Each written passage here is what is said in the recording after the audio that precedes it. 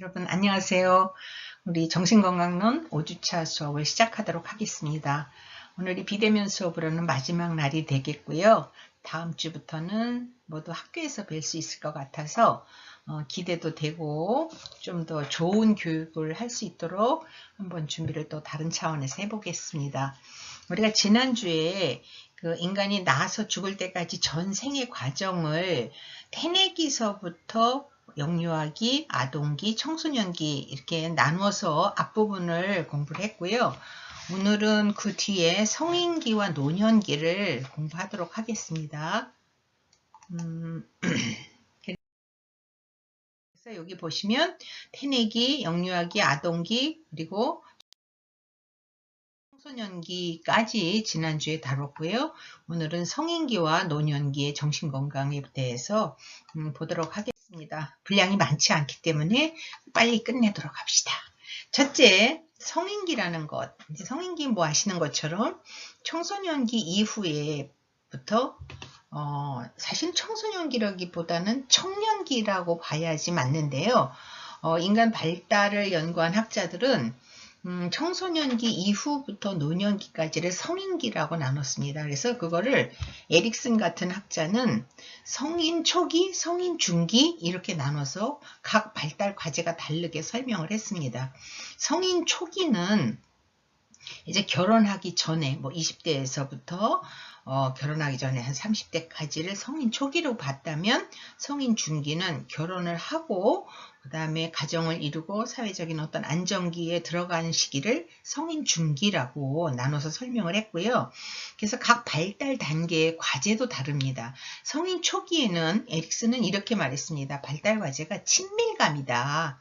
그래서 사람들하고 친근감 형성도 하고 이성 간의 어떤 호기심도 갖고 가까이 다가가서 내가 그 사람과 교제를 하고 가정을 이루고 이런 과제가 성인 초기의 발달 과제고요. 그래서 이때는 뭐를 해야 되나?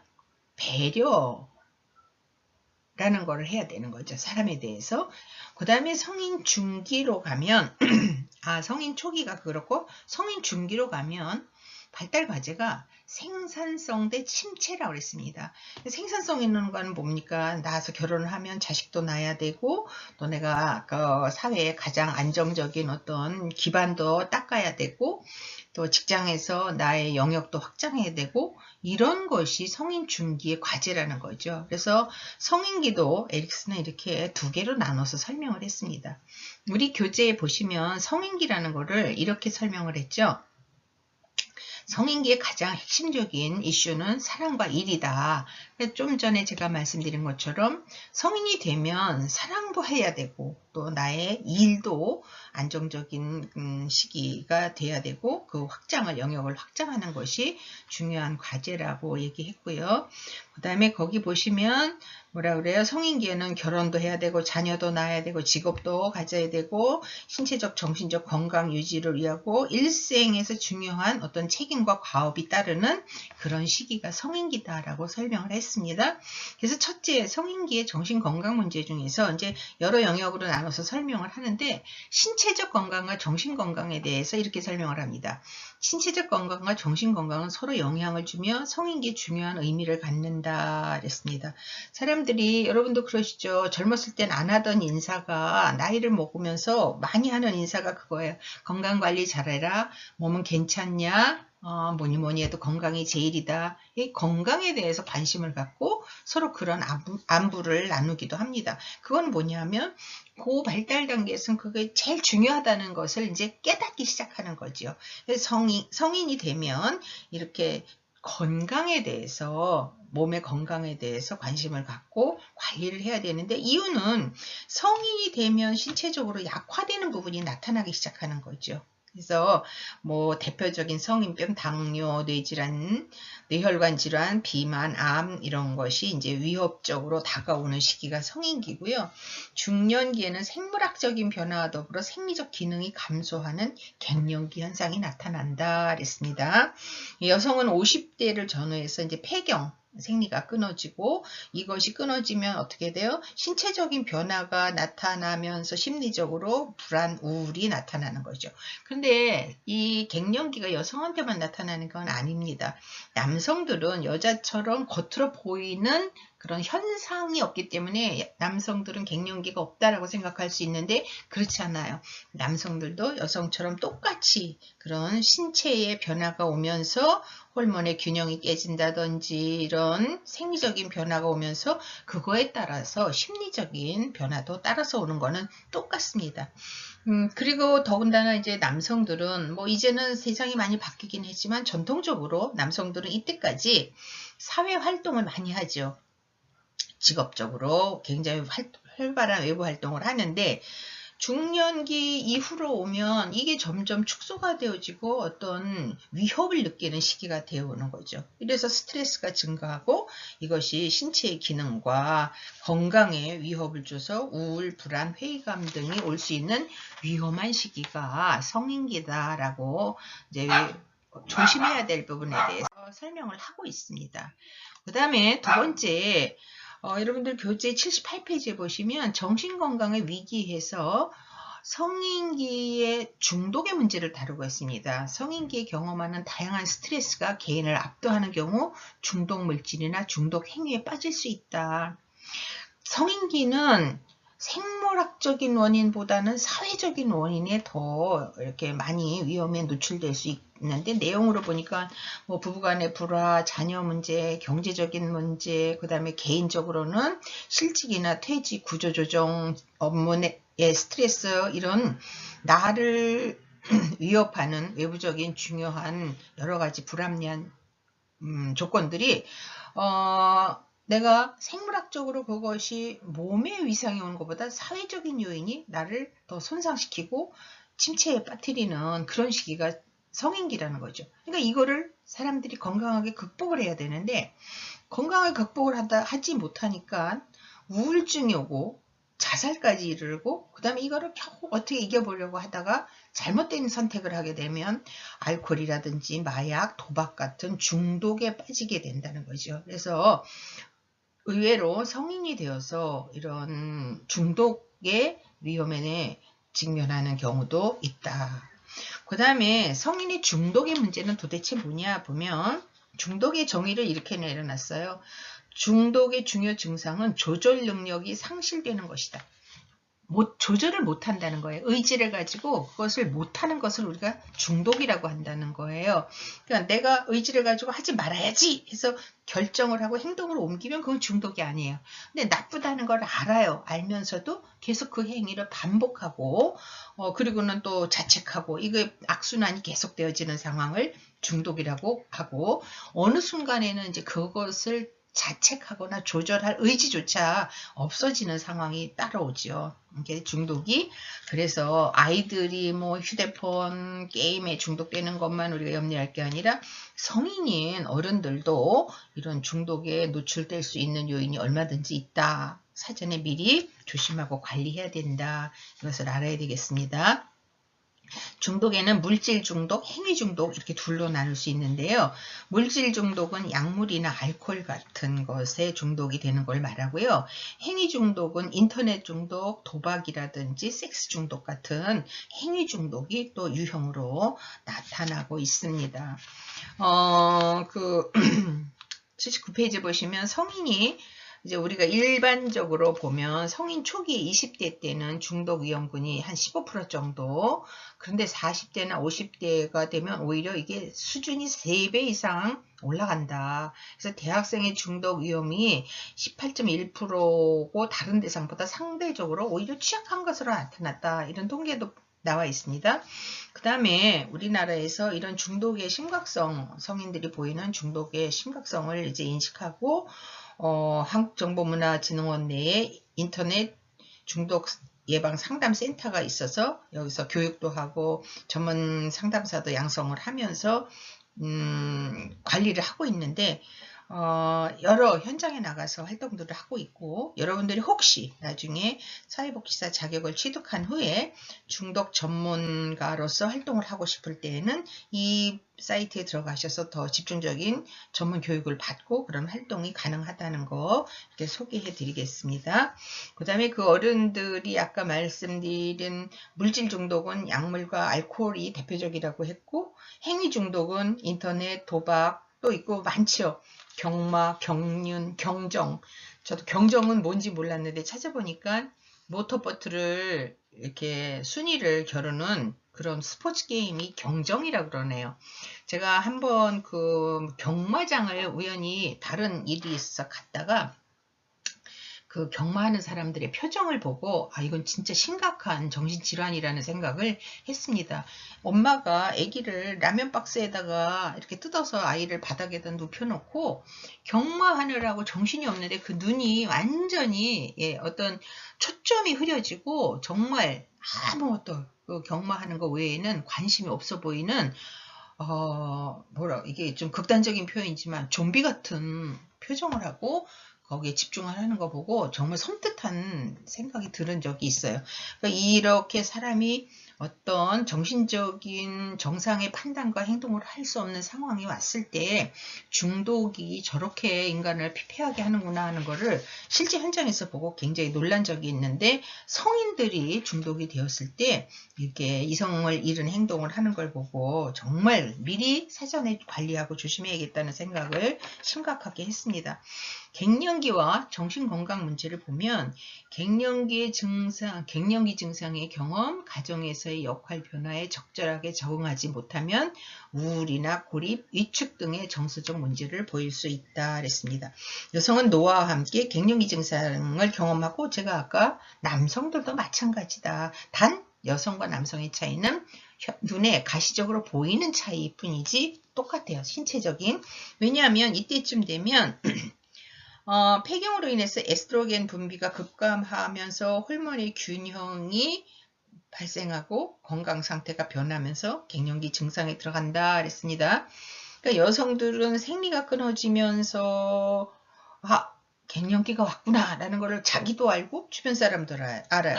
그러면서 호르몬의 균형이 깨지니까 제일 먼저 나타나는 게 얼굴이 열이 오르고 발열감, 홍조, 성욕감퇴, 피로, 탈모, 어지럼증, 알레르기 증상, 근육 긴장, 손발 저림, 가려움증, 골다공증, 관절통, 두통, 소화장애 뭐 이런 신체적인 증상이 확 나타나고, 심리적으로는 우울해지고 감정이 확 화를 낸다든지 괜히 슬퍼진다든지 눈물이 많아진다든지 이런 감정의 변화가 오고 매사에 불안하고 염려가 많고 초조해지는 그런 정신건강 문제가 동반돼요. 여러분들이 이거는 여자들에게만 나타나는 문제 아니에요. 남성들도 똑같아요. 그래서 나이 먹은 남자들이 드라마 보면서 훌쩍훌쩍 울잖아요. 그럼 뭐라 그래요? 아니 무슨 남자가 이렇게 텔레비전 드라마를 보면서 울고 그래. 정말 이상하다고 그러면 안 돼요. 이게 생리적으로 그런 현상이 나타나게 되면 감정의 변화가 오고, 감정이 변하면 사람의 행동을 보이는 거잖아요.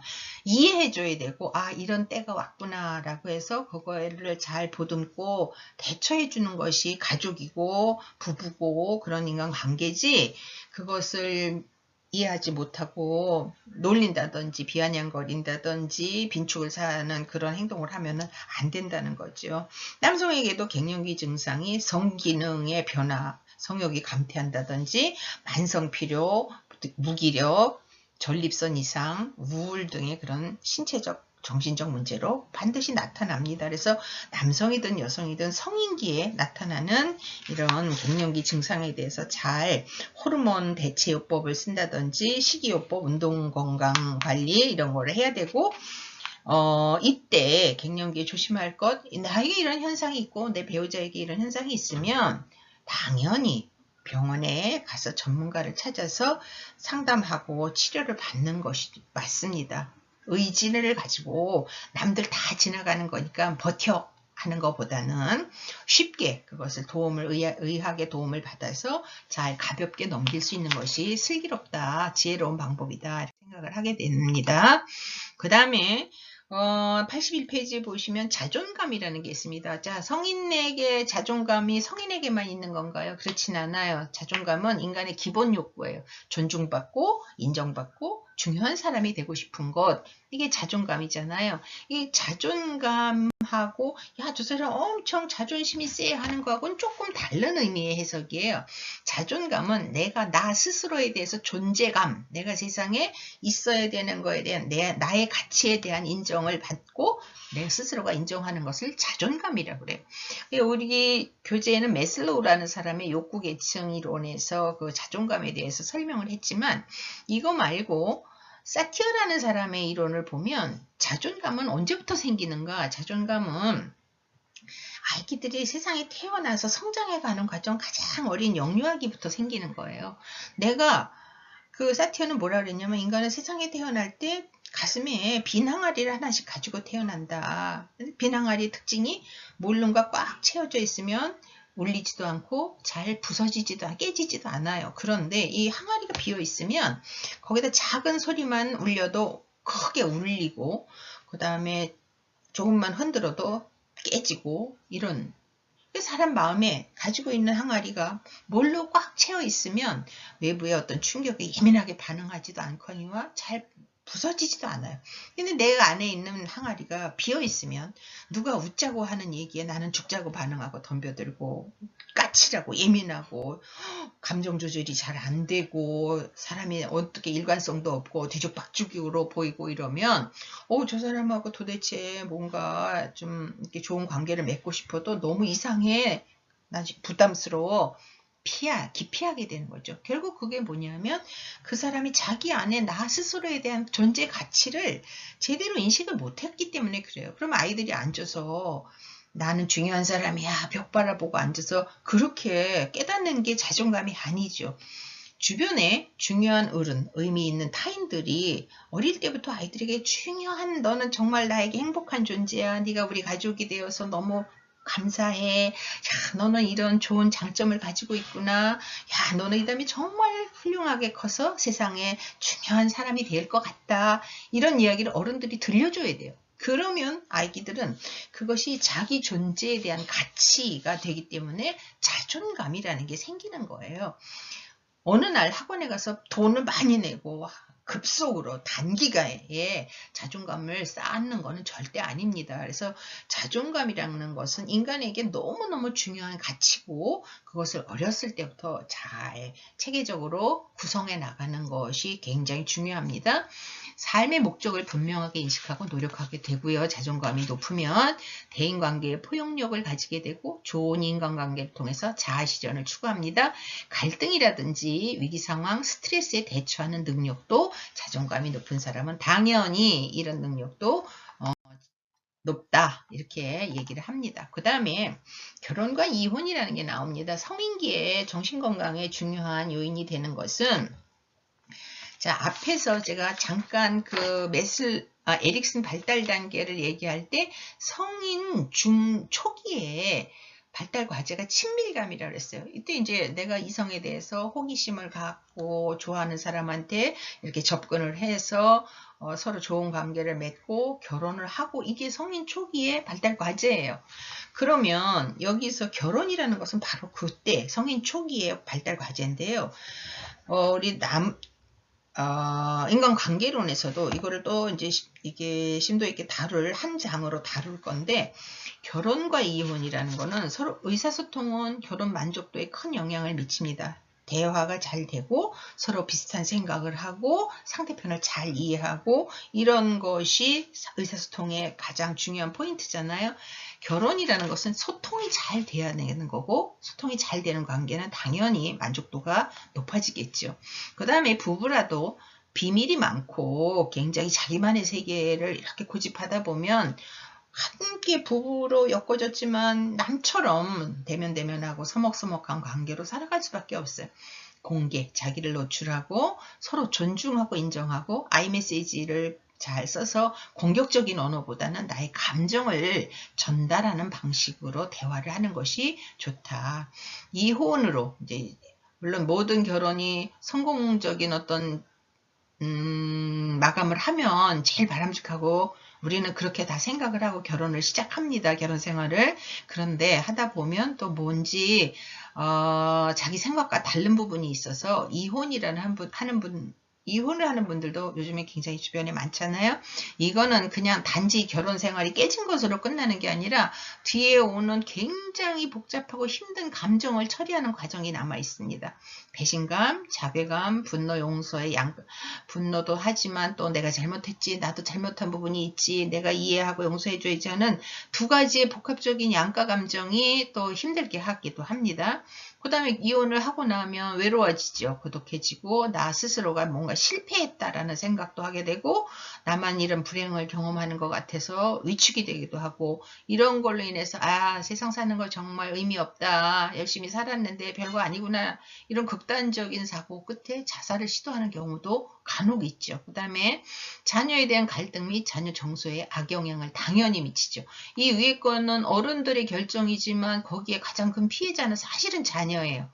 부모가 가정을 원만하게 유지하지 못하면 거기에서 손상을 받고 아이들이 상처를 받게 되기 때문에 또 이거는 부모들에게 죄책감이라든지 아이들에 대해서 미안함이라든지 이런 것이 다시 돌아오면서 이런 연결고리가 악영향을 미치게 되는 결혼과 이혼이 성인기 정신건강에 중요한 하나의 또 요인이 된다라고 설명을 하고 있습니다. 그 다음에 직업이라는 거. 사람은 여러분들도 매일 어떤 직장에 출근을 해야 되고 매일 피곤한 일상을 살면 항상 우리가 이런 꿈을 꾸죠.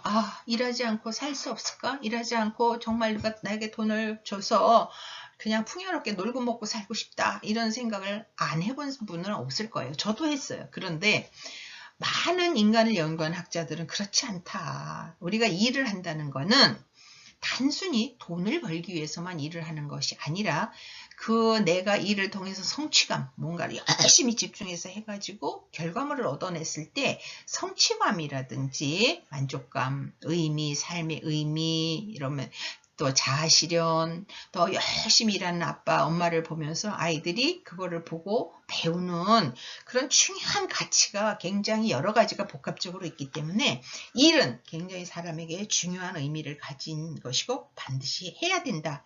이렇게 얘기를 하고 있고요. 국가적 실업의 증가는 정신건강에 악영향을 주고 있다. 이건 뭐 조금 더 확대돼서 얘기한 거니까 여기까지. 우리가 일을 해야 되는 확실한 이유가 뭔가 그 정도만 알아도 되겠다 생각이 듭니다. 그 다음에 성인기의 정신건강에 어떻게 개입할 것인가. 첫째, 신체적 정신적인 건강을 유지하기 위해서는 우리는 뭘 해야 되는가. 질병의 발병에 대한 위험을 어느 정도 인식하고 있나를 알아야 돼요. 내가 나이가 몇 살이 됐어요. 성인이 됐어요. 그러면 자기 스스로가 알아요. 이전과 다른 내 몸의 어떤 현상, 뭐 지구력이 떨어진다든지 근력이 떨어진다든지 집중력이 떨어진다든지 소화가 잘 안 된다든지 옛날보다 식욕이 감소했다든지 뭐 하여튼 내 몸의 그 미세한 변화를 제일 잘 알아채는 건 나 자신이에요. 그랬을 때 우리가 그거에 대해서 대비하고 큰 병으로 발병하기 이전에 그것을 관리하는 그런 자세가 필요하다는 거죠. 사실 근데 위험한 것 중에 하나가 요즘에는 너무너무 많은 약들이 오남용되고 있어요. 특히 TV에 보면 홈쇼핑에서 이거 막 안 먹으면 마치 큰일 날 것처럼 막 약들을 너무 많이 팔아요. 이거 무분별하게 먹는 것은 오히려 우리가 더 손상을 받을 수 있기 때문에 아무리 좋은 것도 그것이 정말 나에게 맞는 것인가를 한번 체크를 잘 하시고 섭취하는 것, 이런 자세가 필요하고요. 동의보감 뭐 이런 데 보시면 제일 중요한 게 섭식이라고 그랬잖아요. 음식을 통해서 모든 병을 고친다. 그러니까 음식을 통해서 못 고치는 병은 약으로도 못 고친다는 게 허준의 생각이잖아요. 우리가 균형 있게 식사를 잘 하는 것 제일 중요하고 그 다음에 운동하는 것 중요하고 뭐 기본적인 건 누구나 다 알고 있어요. 단 실천을 못하는 문제가 우리의 몸을 손상시키는 게 실천을 못하기 때문에 그렇지 몰라서 못하는 게 아닌 것 같아요. 그래서 성인이 되면 첫째로 신체적, 정신적 건강을 알아채고 유지하는 거에 대해서 잘 관리를 해라. 그 다음에 생애 주기 관점에서 장기적인 계획이 필요하다. 내가 삶의 전체 사이클에서 어디쯤 와 있는가, 그리고 내 남은 삶은 어느 정도 되겠는가. 그러니까 다 평균 수명이라는 게 있기 때문에, 그러면 내가 이 시점에서 나를 관리하는 측면에서 어떤 관리를 해야 되는가, 이거를 알아서 대처를 하라는 것을 이렇게 얘기하고 있습니다. 그 다음에 두 번째가 자존감인데요. 제가 앞에서도 사티어 얘기를 하면서 잠깐 자존감에 대한 이야기를 했습니다. 근데 여기에는 로저스 얘기가 나와요. 이거는 사실은 정신건강이지만 상담의 기법인데, 여기 이렇게 로저스 얘기를 왜 넣었는지 모르겠어요. 근데 로저스 얘기도 했고, 우리 교재에 보시면 자신이 중요하다고 생각하는 사람의 관심과 성공적 관계의 경험. 그러니까 내가 사람과 좋은 관계를 맺으라는 거예요. 내가 아무하고나가 아니라 내가 중요하다고, 내 주변에 있는 나와 정말 밀접한 관계를 갖고 있는 사람과 좋은 관계를 맺도록 해라.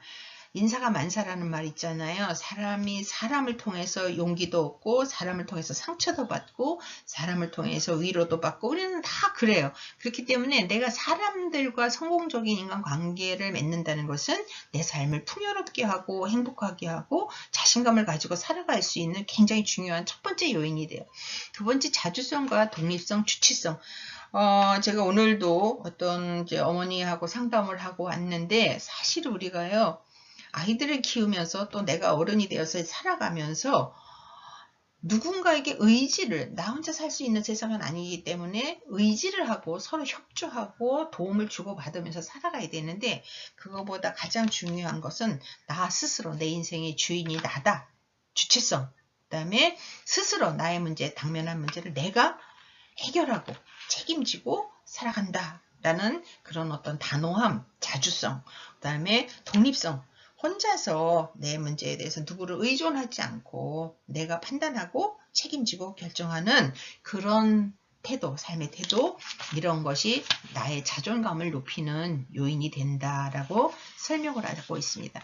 자신의 장단점을 인식하고 타인의 의견도 수용해라. 장점만 있는 사람도 없고 단점만 있는 사람도 없습니다. 근데 포인트를 어디에다 맞추느냐 하는 것은 중요해요. 나의 장점에 대해서 내가 잘 알고 있느냐, 아니면 나의 너무 난 이게 부족해, 난 이걸 못해, 난 이게 문제야 라는 단점에다 나의 관심을 거기에다 포인트를 두느냐에 따라서 내가 나를 이렇게 좀 믿고 나 스스로가 자신감 있게 인생을 살아가는 거는 큰 차이가 있죠. 그래서 우리가 가능하면 나의 매력, 강점, 장점, 남다른 어떤 내 능력, 이런 것을 잘 인식하는 것. 그러나 이것만으로 끝나면 굉장히 오만한 사람이 될 수 있어요. 그래서 다른 사람이 나에 대해서 어떻게 평가하고 생각하는지를 얘기해 줄 때 그것을 잘 받아들일 수 있는 수용 능력, 그런 태도를 필요로 한다. 그 다음에 성숙한 이성과의 결혼으로 자녀를 책임있게 양육하는 것까지가 성인기의 정신건강, 자존감에 해당된다고 설명을 하고 있습니다. 결혼과 부부관계, 이거는 여기 교재에서 간단하게 이렇게 썼습니다. 결혼이 성사되기 위해서는 첫인상의 단계, 그래서 서로 호감이 가는 어떤 상대를 만났을 때 이제 가까이 다가가는 단계를 얘기하고요. 그 다음에 두 번째, 탐색적 애정 교환 단계 있죠.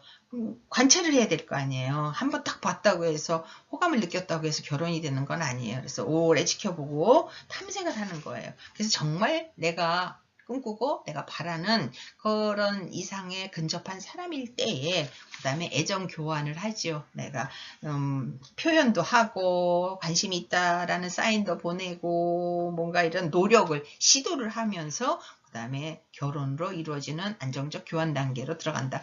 여기는 간단하게 네 가지로 썼지만 나중에 인간관계론에서 결혼과 부부관계를 보면 조금 더 이걸 세밀하게 설명을 하니까 다른 그 과목도 들으시는 분은 거기서 보완을 하시면 되겠습니다. 그 다음에 네 번째, 행복한 삶의 추구, 개인이 올바른 직업적 가치관을 형성하는 것이 필요하고 문제 상황에 대한 다양한 지원의 수용을 하는 것. 그래서 사람들은 내가 아까 말했죠. 내가 일을 왜 하느냐. 제가 그런 얘기도 가끔 해요. 사람이 why라는 질문을 하지 않으면 how라는 답이 안 나온다. 왜 왜 그렇게 질문을 자꾸 해야 어떻게 이렇게 하는 답이 나온다는 거예요. 내가 일을 왜 하지? 내가 이 회사를 왜 다니지?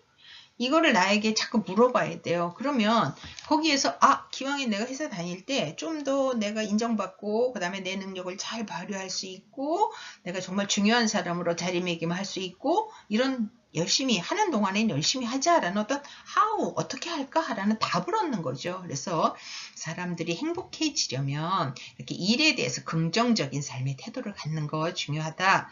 그리고 문제가 삶에는 항상 발생하죠. 문제가 있을 때 이것을 다양하게 대처하고 도울 수 있는 그런 자원이 내게 있을 때 우리는 행복해질 수 있다라고 설명을 합니다. 행복한 삶을 추구하는 것, 행복의 기준은 사회적 지위, 경제 수준, 전문직, 자녀의 성공 이런 것을 사람들은 보통 이게 충족되어지면 행복하다고 생각하는데 이게 다는 아니에요. 이런 것은 외적인 조건이 될 수 있지만 그거 외에 긍정적인 방향 관련 개념에는 강점, 관점. 아까 제가 좀 전에 얘기했어요. 나의 남다른 장점이 뭔가를 알아채고 그걸 잘 인정받도록 살리는 거. 탄력성이라는 건 내가 뭔가에 이렇게 상처를 받았다고 하더라도 원래 내 자리로 돌아오는 힘. 이거를 탄력성이라고 그래요. 임파워먼트 많이 들으셨을 텐데요. 권리 강화, 권한 위임 이런 뜻이에요. 그래서 자신의 판단에 의해서 행동하거나 통제할 수 있도록 재량권을 주는 것을 임파워먼트라고 해요. 임파워먼트는 잘 해야 되는 거예요. 예를 들면 이래요. 커피숍에서 알바에게 이랬어요. 사장이 아르바이트 학생 하는 그 청년에게 사람이 5명이 들어오면 꼭 커피를 5잔을 팔아라. 5명이 들어와서 4잔만 마신다 그러면 절대로 안 된다. 이렇게 교육을 시켰어요. 그래서 그 아르바이트 하는 사람이 5명의 손님이 왔는데 4명 난 좀 전에 커피를 마셨기 때문에 좀 안 마시고 우리 4잔만 주세요. 그랬더니 알바가 No! 안 됩니다. 꼭 5잔을 드셔야 돼요. 그래서 5잔을 마시고 사실은 갔어요. 그렇지만 그 사람들이 뭐라 그래요? 거기 너무 빡빡하고 애가 굉장히 불친절하고 기분 나빠서 이제 못 가겠어. 그럼 그 뒤에 수십 잔, 수백 잔을 팔 수 있는 것도 사실은 그걸로 인해서 이제 포기를 해야 돼요. 그러니까 여기에서 임파워먼트라는 건 그거예요. 주인이 그 알바생에게 너에게 이런 권한은 줬어요. 내가 없는 동안 네가 커피를 팔 때 손님들이 이렇게 오면 이렇게 팔아라 라고 알려주고 권한을 줬지만 알바생의 재량이에요. 근데 거기서 그것이 잘못 교육되어졌기 때문에 결국은 권한은 줬지만 실질적인 면에서는 이제 손상을 받았다. 뭐 이런 거죠. 그래서 임파워먼트라는 것은 이런 개인에게 주는 권리 강화, 권리 위임, 재량권 이렇게 이해를 하시면 됩니다. 그 다음에 해결 중심 접근이 있고요. 심리학에서는 이제 긍정 심리학이 요즘에 유행을 하고 있습니다. 행복한 삶을 위한 목표는 친화 공동체 의식, 나 혼자가 아니고 여럿이 함께 더불어서 어울려서 서로 살아가는 것, 경제적인 성공, 돈도 많이 좀 벌어야 되고요. 많진 않아도 내가 그 돈 때문에 계속 손상을 받는, 심지어 손상을 받지는 않을 정도로 안정적인 삶, 그 다음에 쾌락, 내가 하고 싶은 일, 즐거운 일, 오감을 통해서 뭔가 재미를 느끼는 그런 것도 추구해야 됩니다. 그 다음에 외모, 사람들이 나의 외모에 대해서 칭찬해주고 인정해줄 때 사람들은 행복해진다는 거죠. 신체적으로 건강할 때, 인기가 있을 때 사람들로부터 존중받고 유명해지고 싶은 욕구가 인간에겐 기본적으로 있고요. 그 다음에 안전의 욕구도 있습니다. 그 다음에 마지막에는 자기수용과 종교성이라는 게 있습니다. 세상에 대한 어떤 것이 다가 아니고 내가 좀 더 영적이고 종교적인 그런 영역으로 나를 넓혀갈 때 좀 더 행복할 수 있다라고 설명을 합니다. 마지막에 그 노인의 정신건강이 있는데 67페이지에 보시면 87페이지 보시면 노인은 보통 우리나라가 65세 이상을 노령인구로 치는데요. 2020년에 보니까 16.4% 821만 명이 노인 인구예요. 우리나라에. 그래서 여기 교재에 있는 건 또 옛날 통계예요. 그러니까 우리나라는 몇 년도에 이렇게 될 것이다 예상 18년 이내에 뭐 어떻게 될 것이다 라고 여기 예상한 통계인데요. 2018년도에 14%에 이를 것이다 이렇게 추측을 하고 있는데 21년도 통계를 보니까 16.4%가 우리나라 65세 인구예요. 굉장히 빠른 속도로 고령화되어 가는 사회고요. 우리 이 사회가 그렇게 되면 결국 뭐예요? 노인들이 보이는 다양한 이런 문제들이 사회적 문제가 되는 거죠. 첫째가 노인성 우울인데요. 우울할 수밖에 없죠. 노인이 되면. 보면 굉장히 대표적인 정신장애인데 우울증은 정동장애. 여러분 정동장애 많이 들으셨는데 이런 거예요. 여러 현실 상황에서 적당하지 않은 정서 반응을 보이는 장애를 정동장애라고 그래요. 이게 조증, 우울증, 또 조증과 우울증이 겹쳐서 나타나는 조울증, 이게 대표적인 정동장애예요. 조증, 우울증은 아시죠? 기분이 엄청나게 업돼가지고 정상적인 어떤 행동, 정서 반응을 보이지 못하는 거, 우울증은 우울함이 쭉 유지되는 거, 조울증 이게 교차되는 거 이런 건데요. 이걸 기분장애라 불리는 정서장애, 우울증 자체가 노인이 되면 사실 희망이 없어요. 미래가 없어요. 내가 앞으로 더 좋아질 거라는 게 보장이 되지 않아요. 당연히 우울증이 오는 거죠. 두 번째 치매. 치매는 여러분들이 너무나 요즘에 일상적으로 많이 듣는 얘기고요. 치매라는 것에 대한 사실 공포심도 있어요. 이제 보험이 생길 정도로 치매라는 게 개인적으로 아니면 돌보는 가족들에게 아주 힘든 병, 질환이기 때문에 치매가 오면 일단 성격이 변하고 잠을 제대로 못 자고 망상이 와요. 망상 아시죠? 교육 정도나 문화적 환경에 맞지 않는 잘못된 믿음이나 생각을 망상이라고 그래요. 그 다음에 행동장애, 그러니까 이런 거 있잖아요. 망상, 내가 내 물건 누가 가져가지 않는데 물건을 훔쳐갔다. 그래서 도병망상, 훔쳐갔다. 뭐 이런 현실적인 그런 생각을 하지 못하는 것을 이제 망상, 이런 것이 노인들이 보이는 치매인데 여기 보시면 너무나 통계가 80대에서는 20 내지 30% 정도가 치매 현상을 보인다라고 얘기했고, 우리가 지금 100세 시대를 살고 있고 80이면 노인이라고도 하지 않을 정도로 요즘엔 굉장히 80 이상이 되신 어르신들이 많기 때문에 그 중에 20, 30%가 치매 증세를 보인다고 하면 확률이 굉장히 높은 거죠. 조심해야 되는 부분이고, 그 다음에 조현병이라는 게 있습니다. 과거에는 조현병을 정신분열증이라고 얘기했는데요. 현실과 현실이 아닌 것을 구별하는 능력이 악화되면서 나타나는 병을 정신분열이라고 그래요. 조현병. 그래서 조현병은 현실인지 아니면 현실이 아닌 것인지를 구분을 못하는 거라는 거죠. 중년기에 발생한 조현병의 30%가 노년기까지 이어오고 50%에서는 다소 장애가 노년기까지 이렇게 연장되어지고, 남성보다는 여성에게 많고 망상이 여기 대표적인 조현병의 증세다 이렇게 얘기합니다. 망상에는요 다양한 망상이 있는데 망상의 원인으로도 이런 거예요. 스트레스, 배우자의 죽음, 직업 상실, 은퇴, 사회적 고립, 경제적 곤란, 뭐 이런 여러 가지 요인이 망상 장애를 일으키는데, 망상은 여러분들이 들어보신 것 중에 과대망상, 피해망상, 관계망상, 애정망상, 신체망상, 이런 망상의 종류가 있어요. 신체망상은 다른 말로 건강염려증이라고 하기도 해요. 그런데 너무 지나치게 내가 건강한데 특별한 문제가 없는데 무슨 특정한 병에 걸렸다는 불안과 우울에 굉장히 시달리는 것, 이 신체망상이라고 그래요. 과대망상, 실제보다 굉장히 확대해갖고 현실을 받아들이는 과대망상, 피해망상, 이런 여러 가지 망상 증세가 있습니다. 그 다음에 불안장애가 있고요. 신체형 장애가 있고, 알코올 및 물질 사용 장애, 그 다음에 수면장애, 수면장애도 굉장히 많아요. 그러니까 건강한 잠을 수면을 취하지 못해서 그걸로 인해서 또 다른 신체적 질환이 연결되어지는 그런 수면장애가 있습니다. 그러니까 이런 것이 노인들에게 나타나는 대표적인 정신건강의 문제입니다. 네, 그래서 이 노년기 정신건강에 우리가 어떻게 도움을 주고 이해를 하고 그 다음에 케어를 해야 되는가에 대한 부분이 여기입니다. 정신건강과 관련된 성공적인 노하우와 적응, 노령화에 대한 인지와 능력의 한계를 이해한다. 아까 제가 그 갱년기 얘기를 할 때 뭐 자기만 그래, 보통 사람이 다 지나가는 거야가 아니라 신체적으로 그런 나의 그 연령대가 되면 이런 신체적인 변화가 오고, 신체적인 변화는 사람의 정서와 감정의 변화가 따라온다. 그래서 이런 특정한 행동을 한다. 이게 이해예요.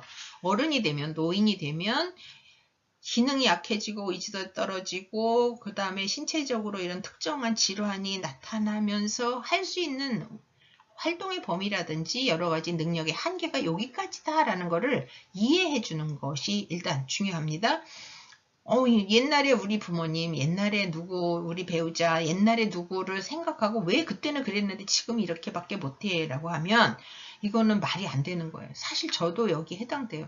저희 어머니가 옛날에 굉장히 총명하고 학교 선생님까지 하시던 그런 분인데 지금 이제 93세가 되셔서 요양원에서 생활을 하고 계신데 저희 어머니를 지금 뵈면 옛날에 우리 엄마가 아니에요. 그럼 나는 옛날에 엄마를 기억하고 있으니까 너무너무 마음만 아프지만 그 어머니가 연세가 그만큼 되셔서 변화된 거를 받아들이지 않으면 저는 어머니하고 같이 대화도 할 수 없고 생활할 수가 없어요. 그러니까 우리 어머니가 노인이시고 노인에게 나타나는 특징이 저렇게 나타나는구나 라는 것을 이해하고 받아들이는 것부터 어머니와의 관계를 재설정해야 되는 것 같다는 생각을 합니다. 개인 생활의 욕구 만족을 위해 새로운 활동이나 취미를 개발해야 되고 자아를 재평가하고 자신의 인생관과 인생 목적을 재통합한다. 그러니까는 인정하고 다시 노년기에 변화된 삶을 수용하고 받아들여서 거기에 맞는 새로운 구성을 하는 것이 맞다는 얘기를 이렇게 합니다. 노인의 정신건강 문제에 대한 예방, 생활습관 관리와 2차적 예방, 여기 쭉 있는 내용이 그겁니다.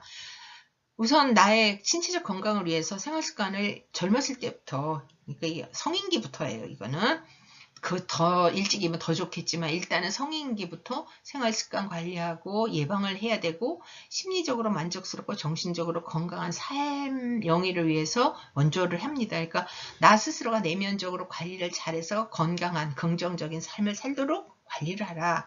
경제적 안정을 위해서 준비를 해라. 비축을 하고 노후 자금도 만들고 뭔가 이런 것. 그 다음에 경제활동이나 사회발전에 기여할 수 있는 활동에 참여해라. 돈뿐만 아니라 인간관계라든지 내가 소속되어서 활동할 수 있는 활동의 장을 마련해라. 사회적 관계 유지와 적극적 여가 참여를 지원해라. 취미활동도 해야 되고 가족이라든지 친구라든지 이런 내 주변의 사람들과의 관계도 잘 구성해서 노후를 준비하는 것이 필요하다는 얘기를 정리했습니다. 자, 오늘 이렇게 여기 있는 거는 이제 교재에는 없지만 선생님들이 한번 쭉 참고로 한번 보세요. 노인 정신건강에 대한 치료와 재활에서 사회복지사는 노인 노화 과정에 대해서 어떻게 대처를 해야 되는가에 대한 내용이기 때문에 한번 보시면 도움이 될 것 같아요. 생각이 듭니다. 오늘 수업 여기까지 합니다. 이제 대면 수업을 하면 이렇게 빨리는 안 나가겠지만 혹시 선생님들이 궁금하거나 질문을 할 수 있는 기회가 있기 때문에 조금 더 질적으로 양질의 수업이 될 거라고 기대를 하고요. 수업이 4월 9일 오늘 수업은 4월 2일 날 비대면 수업 종료를 하고 4월 9일 날 대면 수업을 할 때 학교에서 모두 건강하게 만나 뵙도록 하겠습니다. 긴 시간 동안 수고하셨고요. 감사합니다. 다음 주에 학교에서 뵙도록 하겠습니다.